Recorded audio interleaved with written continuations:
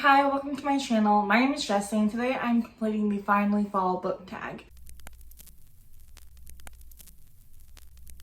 Due to my poor record keeping, I have a list of questions, but I forgot to, save the screenshot of the person I took the questions from. So I will need to go back into my videos watched later and I will have the person where I got the questions from in their video linked in the description box. Although I don't know where the Finally Fall book tag originated from, but if I do find that out, I will also link the original creator in the description box. I had originally wanted to do like a book recommendation video, like, books that feel like fall or fall books you should read this year. But I'm not very good at, reading seasonally. I'm a little too much of a mood reader, and so I never really got around to doing that this year. And so instead of trying to figure out, books that feel like fall or books that I would recommend other people read for fall, I'm gonna do the Finally Fall book tag. That way, if some of these books aren't technically fallish, that's fine because they're just to my taste. So the first one, it says, in fall the air is crisp and clear. Name a book with a vivid setting. And for that, I'm going with my current read. And I'm currently listening to the audiobook for Bunny by Mona Awad. So I don't think the setting is the most descriptive setting ever, but all the descriptions in the book, whenever they are described, are incredibly vivid. Like the characters, especially the bunnies that Samantha sees, she describes them exactly what they look like, what they remind her of.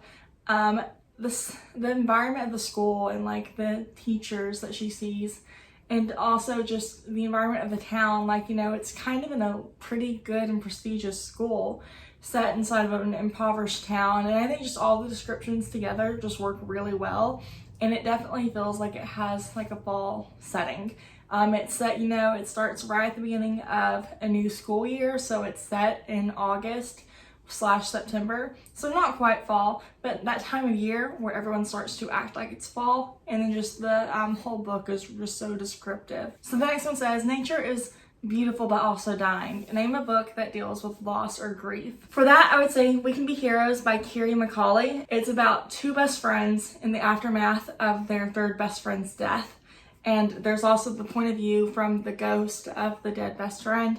There's the point of view from this podcast that is shining light on what happened to cause her death. And there's just a lot.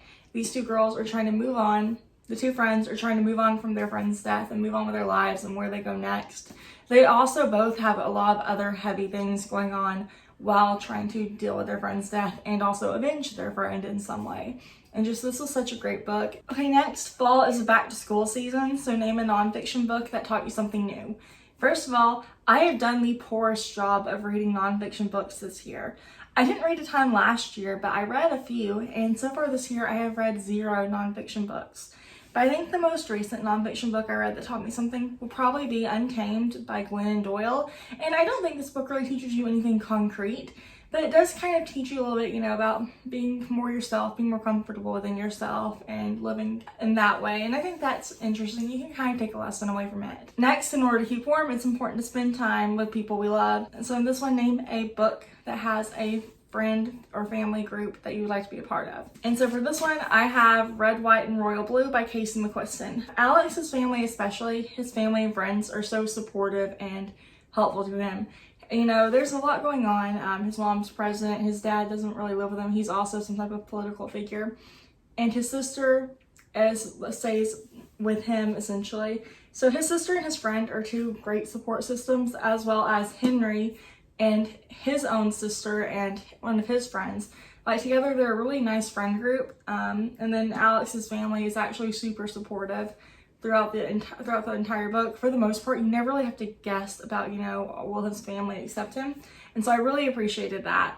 And so I really like, the whole dynamic between their family and friends. All right, so now leaves are piling up on the ground, and the prompt is to show a stack of fall-colored books. And for this I have these 3 books. I have The Poppy War by R.F. Kuang, The Henna Artist by Alka Joshi, and The Priory of the Orange Tree by Samantha Shannon, which is the only book in that little stack that I have actually already read. Fall is the perfect time for storytelling by the fire. So share a book where a character tells a story. And for that I have A Song of Wraiths and Ruin by Roseanne A. Brown. Sorry, I'm trying to not have it glare too much. But in this book, first, near the beginning of the book, Malik and his sisters come upon someone telling a story, and he's very interested in it. It reminds him of childhood. And then another part in the book, Malik is actually telling a story, and he tells it so vividly that, you know, people just love it and enjoy it and are engrossed in it. And so this is a book I would say that has a lot to do with storytelling, and also this is just a really good book. The Nights Are Getting Darker, share a dark and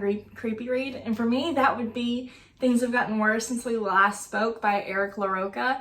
This book, I wouldn't say it's necessarily creepy, but it's definitely dark and it's kind of gross. I don't read very many creepy books, so this is what we have to go with.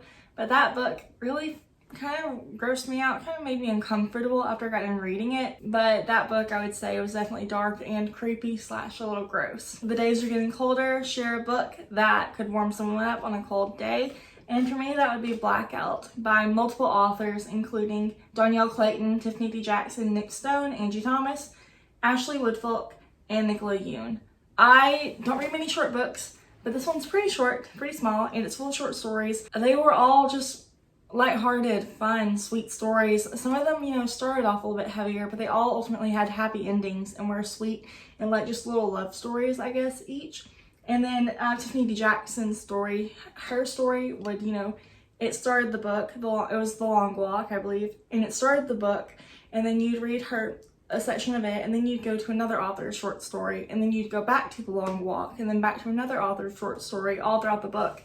And just, this is such a really sweet book. I really enjoyed it. I think I read the audiobook, and then I picked up the physical book later. But this one was just a really good book. It was really sweet, and I had a lot of fun with it, and it made me just really happy. So fall returns every year. Name an old favorite you would like to return to soon, and for me that would be the Twilight series. I have really, for the past couple months, just been craving a reread of the entire series, but I just haven't really gotten around to it. I haven't really, you know, made time or prioritized rereading it. And so I would like to reread this sometime in the fall. The first time I ever read it was in January of 2009. So it's been a long time since I've read it, and I would like to reread it as an adult. I would like to reread the entire series. I know it's not going to hold up. I love videos of people making fun of Twilight, between, you know, what it's actually about and everything, and, you know, everything that happens. But this is still, I think, just one of those series that's really important to me. I read this book at a really tumultuous time in my life. It was like a big turning point. A lot was going on, and I loved the series at the time. I never really loved the movies. And then lastly, fall is the perfect time for cozy reading nights. So what are some of your favorite reading accessories? And I have 3 accessories that I like around me the majority of the time. So first, I really enjoy a cozy blanket if I am like on the couch or in bed. This isn't really a blanket, it's a reading wrap. Chris's parents got me for my birthday earlier this month. And it's comfortable, I like it. It has like little pockets for your books. And then I also enjoy having a mug, preferably with coffee, sometimes with hot chocolate, very rarely with tea, but I enjoy mugs. This is my cute fall mug I got back in, I think, September. I also need a cup of water because I'm trying to drink more water. And finally, this isn't necessarily need, but a definite want, but I like candles. I like to have candles burning. This is actually one I got Chris for Father's Day, and we've been burning it pretty slowly. It's fresh coffee, and it is by the Sweet Little Candle Company. I'll show you their logo. But this one smells really good. I really like the coffee scent. Chris and I are talking about trying to order another candle from them. And we're gonna order probably the bigger one next time. This one's burned really well. We just want a bigger one. And then obviously, lastly, a book. If I'm reading in the bath, and then typically just my water and a candle. Anyways, thank you so much for taking the time to watch this video. If you see it, feel free to try it. You are definitely tagged if you want to be tagged. I hope you enjoyed this video. Please tell me your favorite fall books in the description box, or your favorite books to read in fall. They don't necessarily have to be fall themed books, but you know, if there's a certain book you read every time of year. Anyways, thank you so much for taking the time to watch this video, and I'll talk to you later.